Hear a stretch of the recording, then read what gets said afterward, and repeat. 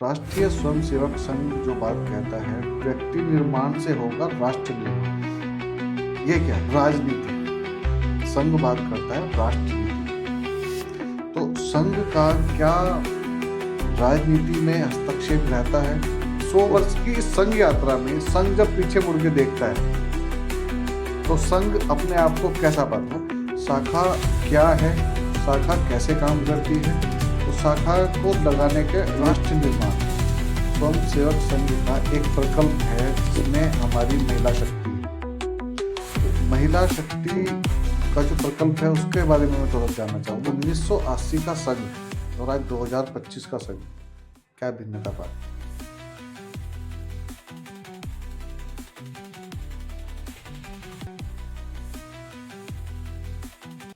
नमस्ते भारत, आप सभी दर्शकों का पुनः स्वागत है आपके अपने YouTube चैनल संवाद की पॉडकास्ट सीरीज संवाद विद दीपक पवार में। और आज की इस खास सीरीज जहां आप जान रहे हैं राष्ट्रीय स्वयंसेवक संघ के 100 वर्षों का जो शताब्दी वर्ष मनाया जा रहा है, जहां हम बात कर रहे हैं संघ के विचारों की। संघ जो बात करता है राष्ट्र निर्माण और चरित्र निर्माण की, उसी श्रृंखला में हम आपके सामने ला रहे हैं संघ से जुड़े हुए व्यक्तियों को, ताकि हम उनसे वार्तालाप कर सकें, उनसे संवाद स्थापित कर सकें और जान सकें निकट से कि संघ हमारे आम जीवन में और संघ की कार्य प्रणाली कैसी है। तो आज उसी संवाद यात्रा में सबसे पहले जब हमारे साथ आते हैं श्रीमान ऋतुराज जी, राष्ट्रीय स्वयंसेवक संघ उत्तराखंड के प्रांत के कार्यकारिणी सदस्य हैं। और हमने भाई साहब से आग्रह किया और उन्होंने सहज भाव से जो संघ की जो एक सरलता है, जो सरलता का भाव सभी संघ से जुड़े हुए व्यक्तियों में देखने को मिलता है, हमारे आग्रह को स्वीकार किया। भाई साहब आपका बहुत बहुत आभार और धन्यवाद संवाद में आने के लिए। कैसे हैं आप? बहुत अच्छे। चलिए तो ऋतुराज जी स्टार्ट करते हैं, संवाद यात्रा का आरंभ करते हैं। तो सबसे पहला जो मेरा प्रश्न सबसे रहता है वो रहता है पृष्ठभूमि, क्योंकि किसी भी संवाद को स्थापित करने के लिए पृष्ठभूमि नित्यांत आवश्यक हो जाती है ताकि मेरे दर्शक आपसे जुड़ सके। जीवन जैसा मानव का होता है उसी प्रकार का संघ का जीवन है। जिस प्रकार की मानव की दिनचर्या होती है उसी प्रकार की संघ की दिनचर्या है। संघ कहता है अपरिचित को परिचित और परिचित को फिर स्वयंसेवक और स्वयंसेवक को फिर कार्यकर्ता, और कार्यकर्ता के बाद फिर उसे हम क्या काम दे सकते हैं, ये संघ कहता है। व्यक्ति का जीवन भी ऐसा ही है। अगर उसे समाज में अपने जीवन को चलाना है, समाज में रहने के बाद उसे सामाजिक बनना है, तो समाज के लोगों से संपर्क करना पड़ेगा। उसे हम कह सकते हैं जनसंपर्क भी हो सकता है वो। लेकिन जनसंपर्क करना और व्यक्तिगत संपर्क करना, ये दोनों में थोड़ा अंतर है। अच्छा। हम व्यक्तिगत संपर्क करेंगे तो समाज में जो परिवार हैं उन परिवारों से एक श्रृंखला बनेगी। उस श्रृंखला के माध्यम से हम फिर समाज को एक सही दिशा देने का प्रयास कर सकते हैं। मैं जानना चाहूँगा आपका संघ के साथ कितने वर्षों का जुड़ाव है? मैं जब कक्षा 8 में पढ़ता था 1983 में, तब मैं संघ का स्वयंसेवक बना।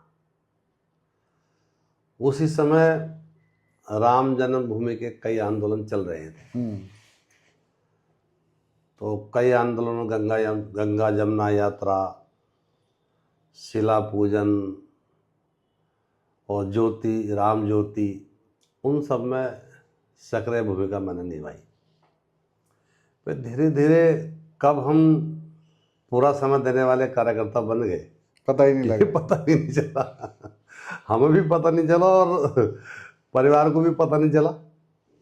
और ऐसा भी नहीं कि परिवार की ओर से कोई प्रतिबंध हो, चूंकि लगता था कि भाई हिंदू समाज का काम, सनातन धर्म का काम करने वाले लोग चाहिए। क्योंकि जब हम देखते हैं पूरे समाज को, तो पूरे समाज में जो 4 पद्धति थी अपने यहाँ, ब्रह्मचर्य, गृहस्थ, वानप्रस्थ, संन्यास, इन चारों पद्धतियों को धीरे धीरे समाप्ति की ओर होगा हिंदू समाज। क्योंकि अब केवल 2 ही परंपरा रहेगी, गृहस्थ और केवल गृहस्थ, अंत में आ गए वे सन्यास। सन्यास को जाने को तैयार नहीं। सन्यास को कोई जाने को तैयार नहीं। इसीलिए फिर कुछ लोगों को लगा कि इस हिंदू समाज का काम करने के लिए समय देने की आवश्यकता है, और जितना ज़्यादा समय देंगे उतना अपना समाज खड़ा होगा। तो इसीलिए भी जब हम संघ से जुड़े तो विचार आया कि भाई संपूर्ण देश की चिंता करने वाला केवल एक ही संगठन लगा, और इस संगठन का काम बढ़ना चाहिए। तो धीरे धीरे फिर संघ ने जिम्मेदारी दी। उस जिम्मेदारी के नाते फिर हम जहाँ रहते थे, हमारी जन्मभूमि है, तो उस मंडल के मंडल कारवा बने। कहाँ है जन्मभूमि? बिजनौर जिले में पैजनिया हमारा गांव पड़ता है। अच्छा। बड़ा अच्छा गांव है, हाईवे पर है, चारों दिशाओं को सड़कें हैं, संपन्न गांव है, जमींदारों का गांव है, सब जातियाँ वहाँ रहती हैं। कभी जातियों के नाम पर कोई संघर्ष नहीं होता। तो जब हम काम करते थे, धार्मिक काम करते थे, कभी मंदिर का, कभी मंदिर में सत्संग का, कभी रामायण का, कभी हवन का, ये सब काम हम अपने गांव में करवाते थे। तो धीरे धीरे इन्हीं धार्मिक कामों के आधार पर ही संघ ने हमारे से संपर्क किया। तो फिर हम संघ काम करने लगे। पढ़ते थे, वे संघ काम करते थे। तो पूरे जो 8-10 गांव थे, उस पूरे 8-10 गांव में अपना संपर्क रहता था। शाखा भी चलाते थे, पढ़ाई भी करते थे, और पढ़ाई के साथ साथ फिर जो अभियान आते थे उन अभियानों का हम ठीक प्रकार से पालन करते थे। अपने गांव में ऐसा कोई व्यक्ति नहीं था जो हमारी बात ना मानता हो। सभी जातियों में सर्वव्यापी थे हम। अच्छा, मैं एक चीज़ जानना चाहता हूँ। आज 2025 में आपने अभी मेरे प्रश्न का जवाब मुझे अभी नहीं मिला कि कितने वर्ष की आपकी संघ आयु हो गई? लगभग 45 साल। 45 वर्ष।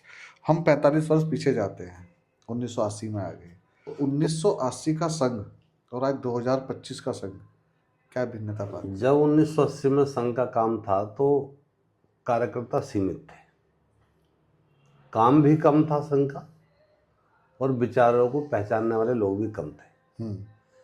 संघ के विचारों को जीवन में उतारने वाले लोग भी कम थे। राम जन्मभूमि आई, उसका आंदोलन चला, जनसंपर्क हुआ, तो अनेकों पूर्णकालिक उस राम जन्मभूमि के आंदोलन से निकले। हम भी उसी की उपज है। और जब वो निकले तो धीरे धीरे उस संपर्क में, उस अभियान में इतना लोगों को पता चला कि संघ भी कोई चीज़ है। उससे पहले हमारे गांव में भी लोग नहीं जानते थे संघ क्या चीज़ है। राष्ट्रीय स्वयंसेवक संघ क्या है, लोग कहते थे कच्चे वाले आ गए। तो धीरे धीरे फिर संघ की शाखा शुरू हुई, और आज के समय में संघ का विचार तो बहुत दूर तक पहुंचा है। मीडिया है, समाचार पत्र है, आरएसएस की पत्रिका हैं, अनेकों प्रकार के समाचार पत्र निकलते हैं, दैनिक जागरण, अमर उजाला। उसमें भी संघ के नाम पर कोई ना कोई संवाद, कोई ना कोई संपादकीय टिप्पणी, लेख आदि आदि उसमें आते रहते हैं। और वर्तमान समय में तो ये मोबाइल ऐसी चीज़ हो गया कि सब लोग जानते ही आरएसएस कौन है। हाँ, आरएसएस क्या करता है, ये मोबाइल से भी बड़ा प्रभाव देखो, टेक्नोलॉजी आने से फर्क तो पड़ा है, चीज़ें आसान तो हुई हैं। जहाँ उस दौर में एक मैसेज को पहुँचाने में एक अगर हमारे को कोई मैसेज पहुँचाना है तो वो उतना आसान नहीं था, जहाँ आज एक क्लिक पे हम एक चीज़ लाखों लोगों तक पहुँचा देते हैं। जब हम जाते थे संपर्क में तो एक पत्र लिख कर जाते थे। अच्छा। कि 10 दिन बाद आपके घर आएंगे। 25 पैसे का पोस्ट कार्ड होता था। उस सूचना से हम समाचार पहुंचाते थे। केवल हमारे पास वही सूचना का एक माध्यम था। किसी का जन्मदिन हुआ तो 25 पैसे का पोस्ट कार्ड लिखा। देखो, आज की जो जनरेशन है, जो बच्चे 2010-15, ये लोग तो पोस्ट कार्ड को समझते भी नहीं है, और उनको पता भी नहीं होगा जनरेशन को कि पोस्ट कार्ड भी क्या कुछ हुआ करता था। और इतना क्रेज था उस पोस्ट कार्ड का कि हम डाकिया से पूछते थे, देखो कि हमारे नाम का कोई पोस्ट कार्ड आया है क्या। और डाकिया, मतलब आप आज दुनिया भर के मैसेज आ जाए, दुनिया भर की फैसिलिटी हमारे पास हो जाए, डाकिया जब गांव में एंटर करता था तो उसकी एक अलग ही खुशी होती थी। बहुत अच्छा लगता था। हम तो कई बार, चूँकि हमारे गांव में डाकघर था, पोस्ट ऑफिस था, तो हम जाते थे डाक के पास। और वो गुरुजी हमारा कोई कार्ड है क्या, कार्ड है क्या? तो वो एक संघ की ओर से एक राष्ट्रदेव समाचार पत्र निकलता था, तो गांव में मेरे पास वो आता था, उस पर मेरा नाम चिपका हुआ एक चिट लगी जाती थी, ऋतुराज जी। तो मैं उसे देख के इतना खुश होता था कि देखो गांव वाले मोहल्ले वाले आते थे, भाई वो अखबार जो आता है आपके नाम का जरा पढ़ाओ। तो उस अखबार को, 2 पन्ने के अखबार को गांव के 50-100 लोग पढ़ना आते थे, और फिर मैं उसे सुरक्षित रखता था। जैसे पोस्ट कार्ड को सुरक्षित रखते थे, ऐसे ही उस अखबार को सुरक्षित रखते थे कि भाई जो देखेगा तो उसे अच्छा लगेगा कि पुरानी चीजों में वहाँ छोटी छोटी चीजों में सम्मान थे। बहुत सम्मान था। उस दौर की अगर हम बात करें तो वहाँ सम्मान हुआ करता था। एक शिक्षक अगर गांव में आया, मोहल्ले की बात छोड़ दो, अगर कहीं आया तो मतलब बच्चों के तो कान खड़े हो जाते थे, और जो पेरेंट्स होते थे वो समझ आज आगे इनको पकड़ लो भैया, पूछो ये क्या कर रहा है। और मुझे अच्छे से याद है कि जब हम गांव में थे तो एक कहावत थी, आपने भी शायद सुनी हो, कि जी खाल खाल हमारी हड्डी हड्डी आपकी। जी जी, वो कहते थे है। परिवार तो वाले। आज टीचर को इतना भी अधिकार नहीं कि बच्चों को एक चाटाई लगा दे। तो अधिकार हमने छीन लिए, पर यह है नई जनरेशन है, सब चीज़ें नई हैं, नई विचारधारा है। चलिए हम अपनी संवाद यात्रा पे वापस आते हैं। तो अब मैं आपसे कुछ एक प्रश्न है मेरे, जो मेरी तैयारी है उस पे आते हैं। सबसे पहला मेरा प्रश्न है, 100 वर्ष की इस यात्रा में, जब जो मैंने आपसे कर चुका, मैं थोड़ा घुमा के पूछूंगा, 100 वर्ष की इस संघ यात्रा में संघ जब पीछे मुड़ के देखता है तो संघ अपने आप को कैसा पाता है? हम विन विन पोजीशन में हैं। 100 वर्ष की यात्रा में जब 1925 में राष्ट्रीय स्वयंसेवक संघ की स्थापना हुई तो केवल बीज मात्र था। धीरे धीरे बहुत लोगों ने अपना जीवन लगाया, संपूर्ण जीवन भारत माता की सेवा में लगाया। ऐसे बड़े बड़े विद्वानों ने अपने समय का पूरा जीवन राष्ट्रीय स्वयंसेवक संघ के लिए लगा दिया। हाँ, 100 वर्ष है तो एक पीढ़ी चली गई। तो ये माना जाए कि वर्तमान समय तक 5 पीढ़ी इस काम में लग गई है। राष्ट्रीय स्वयंसेवक संघ की 5 पीढ़ी लगी, तो उस 5 पीढ़ी में जो राष्ट्रीय स्वयंसेवक संघ ने तंत्र बनाया था और उसका एक मंत्र बनाया था जी, उस तंत्र को, उस मंत्र को प्रभावित रूप से समाज में पहुंचाने के लिए इन 5 पीढ़ियों ने सघन संघर्ष करा, मेहनत करी और प्रयास करा। उस प्रयास का ये परिणाम हुआ कि जब राष्ट्रीय स्वयंसेवक संघ की स्थापना हुई और स्थापना होने के तत्काल बाद ही संघ पर पहला प्रतिबंध लगा, तो समाज को यही नहीं पता था कि राष्ट्रीय स्वयंसेवक संघ भी कोई संगठन है। तो पहला प्रतिबंध लगा, फिर दूसरा लगा। तो पहले प्रतिबंध में हमारे साथ न समाज था, कार्यकर्ताओं को छोड़कर, न शासन था, न प्रशासन था। फिर दूसरा प्रतिबंध लगा, तो दूसरे प्रतिबंध में समाज का कुछ भाग हमारे साथ आया, शासन और प्रशासन फिर भी दूर रहा, तब भी नहीं था। तीसरा प्रतिबंध लगा तो शासन भी हमारे साथ था और प्रशासन भी हमारे साथ था और समाज भी हमारे साथ था। समाज को पता चला कि राष्ट्रीय स्वयंसेवक संघ जो काम करता है, हिंदू समाज को सुरक्षित और व्यवस्थित, अनुशासित रखने के लिए काम करता है। ऐसा काम करता है तो कोई संगठन है नहीं। बिल्कुल। फिर संघ के नाम पर जो धार्मिक संगठन है वो भी संघ के नाम पर इकट्ठे हो जाते हैं, संगठित होते हैं। और कहीं ना कहीं जितने भी धार्मिक संगठन भारत में चलते हैं वो सब संगठन जानते हैं कि राष्ट्रीय स्वयंसेवक संघ देश के बारे में विचार करता है जी, देश के बारे में चिंतन करता है, और उस चिंतन से जो विचार निकलता है परिस्थिति के अनुसार उसमें रास्ता निकालने का काम करता है। इसीलिए जो शेष हिंदू संगठन, धार्मिक संगठन, सामाजिक संगठन, उन सबके मन में राष्ट्रीय स्वयंसेवक संघ के प्रति बहुत श्रद्धा है और वो भी कहीं ना कहीं ये चाहते हैं कि हमारा नेतृत्व जो है राष्ट्रीय स्वयंसेवक संघ करे। ठीक है। फिर दूसरा प्रश्न, राष्ट्रीय स्वयंसेवक संघ जो बात कहता है व्यक्ति निर्माण से होगा राष्ट्र निर्माण, ये क्या है और इसको कैसे संघ इसको कैसे फॉलो करता है कि व्यक्ति निर्माण और राष्ट्र निर्माण?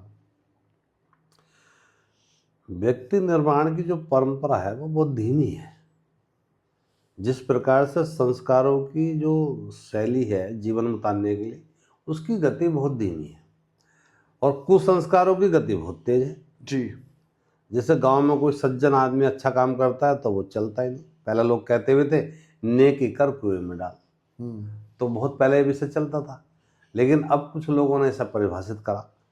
अब लोगों ने कहा कि भाई नेकी कर, उसका प्रचार कर, ताकि कुछ लोग और भी प्रेरित हों।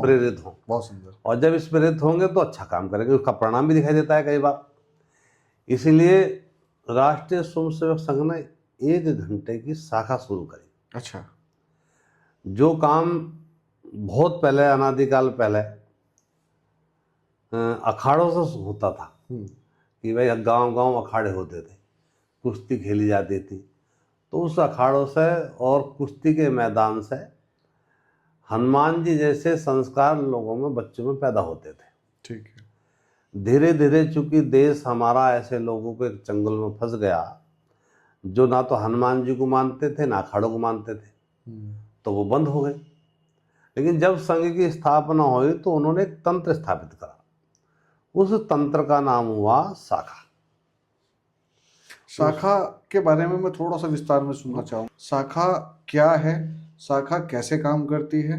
उस शाखा को लगाने का आपने बता दिया कि हमें व्यक्ति निर्माण के लिए शाखा की नित्यांत आवश्यकता है, तो शाखा के बारे में थोड़ा सा विस्तार में आप। शाखा में कुछ चीजें अनिवार्य हैं जिसे हम शाखा कहेंगे जी। उसका लगाने का समय और उसका जो है विग्र करने मतलब समापन का समय जी, ये तय है।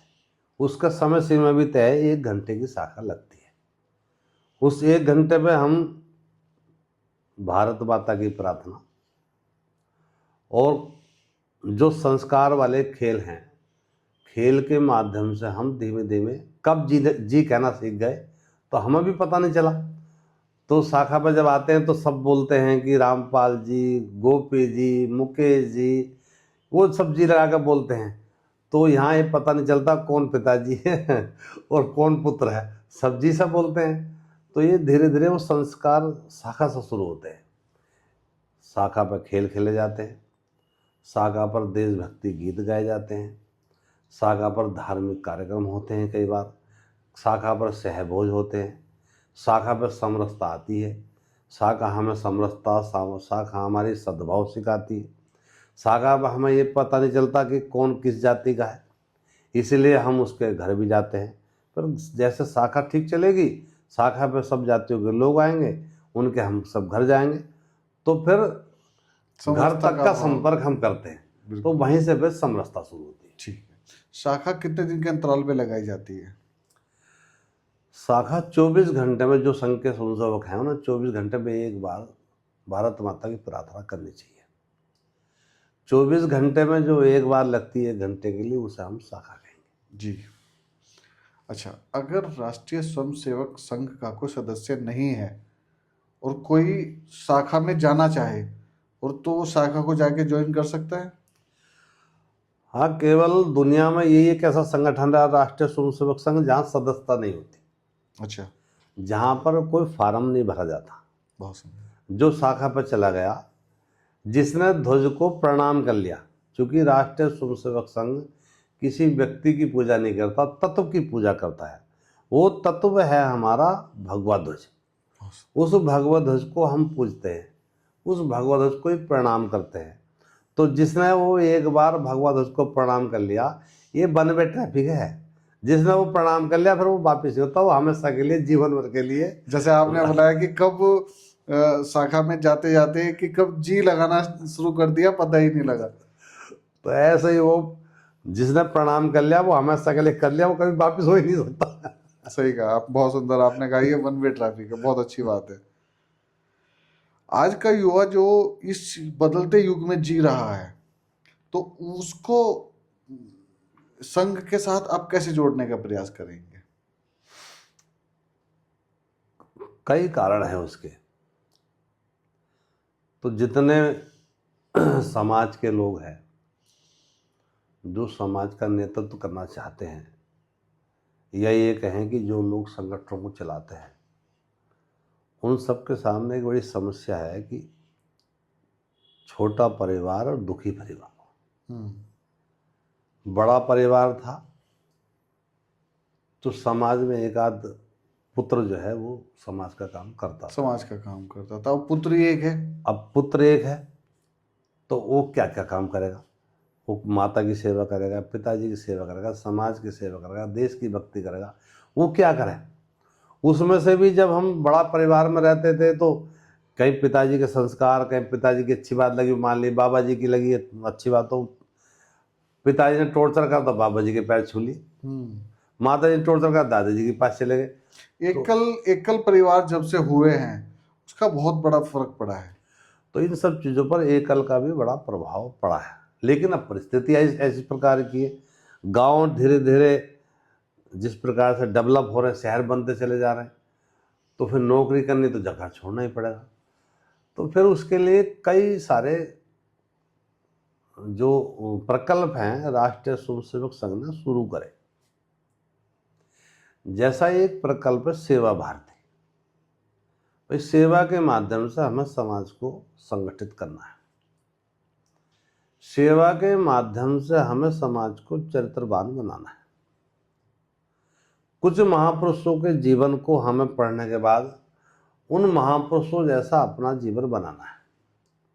अब अपने यहाँ तो महापुरुष इतने हैं, हर जातियों में महापुरुष है, कोई ऐसी जाति नहीं जिसमें महापुरुष ना हो।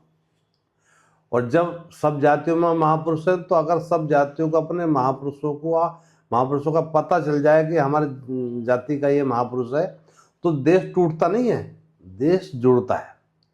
सभी महापुरुषों ने देश को कहा देश प्राथमिकता में है, हम सब देश की सेवा करने के लिए जन्मे हैं। किसी महापुरुष ने ये बात नहीं कही कि देश से हम अलग हैं, देश पहला है। तो जब महापुरुषों ने वो बात कहा तो फिर सारी जातियों के जो महापुरुष हैं उनकी विचारधारा भी वही है। केवल हमें उस युवा वर्ग को ये बताना है कि जिस जाति में तुम्हारा जन्म हुआ उस जाति के महापुरुष ने भी कहा कि देश के अपने मान बिंदुओं की चिंता करो। बिल्कुल। अब हमारे मान बिंदु क्या हैं?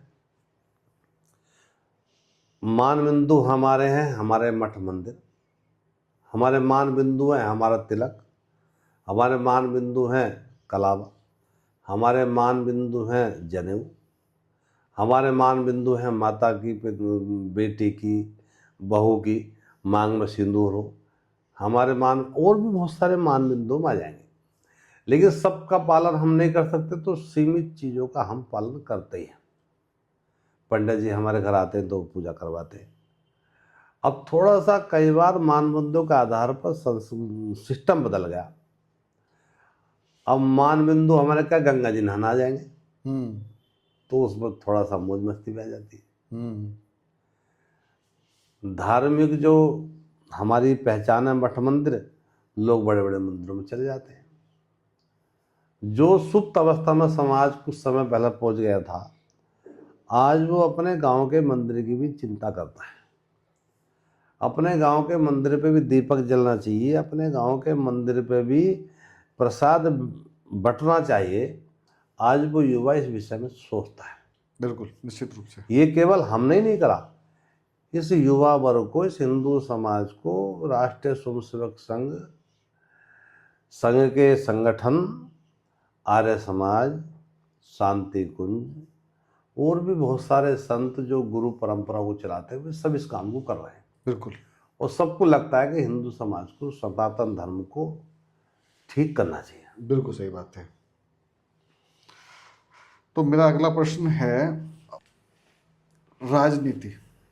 संघ बात करता है राष्ट्रनीति की, तो संघ का क्या राजनीति में हस्तक्षेप रहता है? राजनीति और राष्ट्रनीति दोनों अलग अलग चीज कैसे हैं? देखो, पंडित दीनदयाल उपाध्याय जी ने एक जगह कहा, मैंने पढ़ा, कि प्रत्येक व्यक्ति का राजनीति में हस्तक्षेप रहना चाहिए। और प्रत्येक व्यक्ति को उससे संबंध भी रखना चाहिए। लेकिन वो संबंध कितना रखना चाहिए? उन्होंने आगे बोला कि उतना ही संबंध रखना चाहिए जितना एक व्यक्ति शौचालय से संबंध रखता है। बहुत सुंदर। जिस प्रकार से हमारा बिना शौचालय के काम नहीं चल सकता, उसी प्रकार से बिना राजनीति के भी काम नहीं चल सकता, ऐसा उन्होंने बोला है। मैं थोड़ा और आगे बोलता हूँ कि अगर हम राजनीति नहीं करेंगे तो घर भी चलने कठिन है। ये भी एक राजनीति का ही स्वरूप है कि हमारे पिताजी को लगता है कि बड़े पुत्र को 100 रुपये देने चाहिए और छोटे को 50 देने चाहिए। ये भी तो राजनीति है। वो बताते नहीं, बस उसे 100 रुपये दिए, गोपनीयता रखते हैं। अद्भुत अद्भुत। आवश्यकता छोटे को 100 की, बड़े को नहीं, तो अगर बता दिया तो झंझट हो जाएगा। तो ये भी एक राजनीति है कि हर विषय की गोपनीयता बहुत जरूरी है और हर व्यक्ति को चिंतन करना चाहिए देश में राजनीति कैसी होती है। इसीलिए उतना ही संबंध रखना चाहिए जितना एक व्यक्ति का शौचालय से होता है। ठीक है। राष्ट्र निर्माण स्वयं सेवक संघ का एक प्रकल्प है जिसमें हमारी महिला शक्ति है। तो महिला शक्ति का जो प्रकल्प है उसके बारे में मैं थोड़ा जानना चाहूँगा। राष्ट्रीय स्वयं सेवक संघ जिस प्रकार से पुरुषों में काम करता है, उसी प्रकार से अपने यहाँ राष्ट्र सेविका समिति बिल्कुल राष्ट्रीय स्वयं सेवक संघ की तरह ही एक संगठन है जी, जिसमें मातृ शक्ति जुड़ती है, उनकी शाखा भी लगती है, उनके अधिकारी भी इसी प्रकार के होते हैं जिस प्रकार तो से संघ मानता है कि महिला शक्ति बिल्कुल समांतर है। संघ बिल्कुल बराबर मानता है। मातृ शक्ति के बिना तो इस देश का सनातन धर्म का उद्धार हो ही नहीं सकता। मैं भी ऐसा ही मानता हूँ। मातृ शक्ति संस्कार केंद्र है, वो संस्कार शाला है हमारी। किसी संत ने किसी संत से पूछा कि प्रभु क्या कारण है, राम जी आए तो उन्होंने जो है ताड़ को मारा, और कृष्ण जी आए तो उन्होंने पूतना को मारा, क्या कारण है प्रभु, ये बताओ ना। तो उस दूसरे संत ने उत्तर दिया कि देखो, ताड़ का और पूतना दोनों मातृ शक्ति मानती है। मां माने संस्कारशाला, मां माने देशभक्ति, मां माने प्रकृति, मां माने संपूर्ण समाज, संपूर्ण देश, संपूर्ण विश्व की चिंता करने वाली मातृ शक्ति।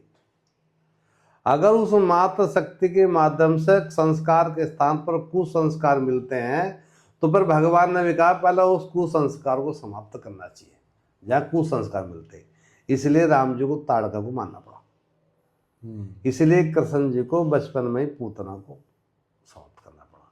क्योंकि संस्कार शाला ठीक चलेगी तो फिर पूरा देश सुरक्षित रहेगा, पूरा देश संस्कार में होगा, पूरा देश अपनी संस्कृति का लालन पालन करेगा, पूरा देश उन संस्कारों को मानेगा, पूरा देश अपने जो मान बिंदु हैं, अपने जो संस्कार हैं, अपने जो रिश्ते हैं, उन रिश्तों का पालन करेगा।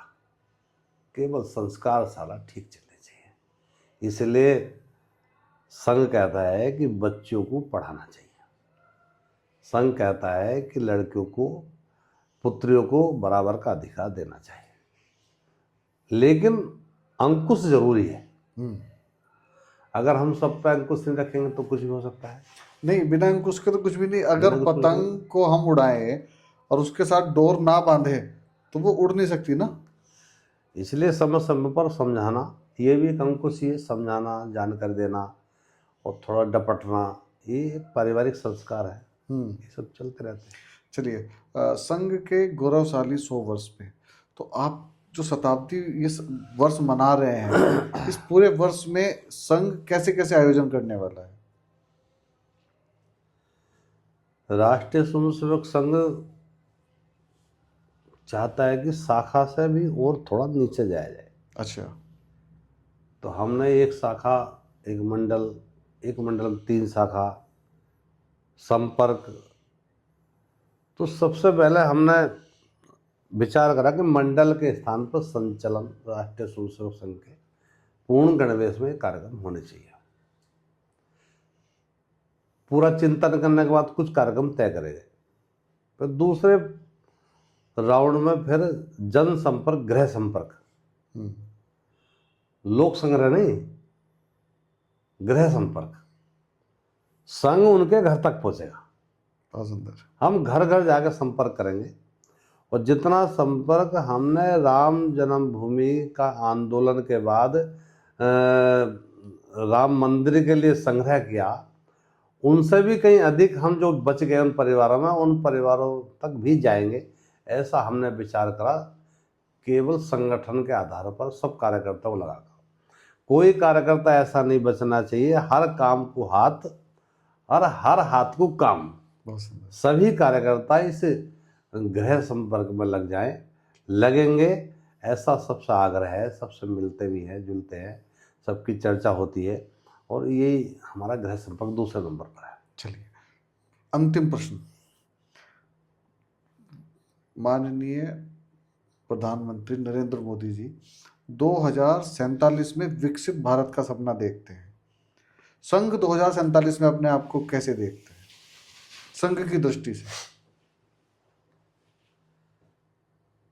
पंडित दीनदयाल उपाध्याय जी ने कहा एकात्म मानव दर्शन में कि हर व्यक्ति तक जो पंक्ति में लोग खड़े हैं, कार्यकर्ता खड़े हैं, हिंदू समाज खड़ा है, सनातन धर्म को मानने वाले लोग खड़े हैं, देश में रहने वाले लोग खड़े हैं। अगर 100 लोगों की पंक्ति है तो उस अंतिम पंक्ति में अंतिम जो व्यक्ति है उस व्यक्ति तक वो व्यवस्था पहुँचनी चाहिए। रोटी, कपड़ा और मकान, चिकित्सा, सुरक्षा और व्यवस्था, बहुत सुंदर, ये व्यवस्था पहुँचनी चाहिए। इसी बात को राष्ट्रीय स्वयंसेवक संघ ने अपनी भारत माता की जो प्रार्थना है उसमें बोलते हैं और अंत में भारत माता की प्रार्थना बोली जाती है। इसी बात को संघ चाहता है कि हर व्यक्ति तक वो व्यवस्था पहुँचनी चाहिए। बहुत सुंदर। ऋतुराज जी, मेरा साधुवाद आप स्वीकार करें और बहुत बढ़िया संवाद, और जितने मेरे प्रश्न थे उन्हीं सभी प्रश्नों का आपने उतने ही प्यार से, उतनी ही सरलता से जवाब दिया। और निश्चित रूप से जो मेरे दर्शक हैं जिन तक ये पॉडकास्ट पहुंचेगा तो उनको भी वो सवाल जवाब मिलेंगे। और जब मैं पहले पॉडकास्ट को देखता हूँ, जब मैं याद करता हूँ आदरणीय देवी सिंह राणा जी को, और उसके बाद संघ से जुड़े हुए काफ़ी लोग आए, इन सब में एक समानता मैं पाता हूँ। सबके विचार बिल्कुल एक जैसे हैं, सबका व्यवहार बिल्कुल एक जैसा है। तो जैसा ऋतुराज जी ने कहा कि हम शाखा लगाते हैं, और यही बात जब आज तक मेरे हृदय पटल पर अंकित है, जब आदरणीय देवी सिंह राणा जी भाई साहब ने कहा था कि संघ में व्यक्ति निर्माण का कार्य होता है, चरित्र निर्माण का कार्य होता है। तो निश्चित रूप से हमारे राष्ट्र को राष्ट्रीय स्वयंसेवक संघ की जितनी आवश्यकता 1980 में थी, जितनी आवश्यकता 100 वर्ष पूर्व थी, उतनी आवश्यकता 2047 में भी होगी। मैं ये बिल्कुल मान के चलता हूँ कि इसकी आवश्यकता हमें हमेशा रहेगी, क्योंकि हमारी जो आने वाली जनरेशन है उसको हमेशा सही दिशा में लाने का, उसको संतुलन में लाने का, समन्वय बिठाने का कार्य राष्ट्रीय स्वयंसेवक के माध्यम, संघ के माध्यम से होता रहेगा। और हम जैसे कार्यक्रम करने वालों का और हम जैसे मीडिया का ये दायित्व कहीं ना कहीं बन जाता है कि हम राष्ट्र निर्माण में हो रहे कार्यों में अपनी भागीदारी देते हुए इन कामों को हम आगे लेके जाए। तो जैसा मैं अक्सर बोलता हूँ कि हमारे आसपास बहुत कुछ अच्छा हो रहा है और हम प्रयास करते हैं उसे आप तक लाने का, ताकि समाज जारी रह सके। इसी क्रम में आज राष्ट्रीय स्वयंसेवक संघ से हमारे साथ थे ऋतुराज जी, जिन्होंने बड़ी सरलता और सहजता के साथ हमारे प्रश्नों का जवाब दिया। मिलते हैं अगले पॉडकास्ट में किसी एक नए और अतिथि के साथ। तब तक के लिए नमस्ते भारत। नमस्ते।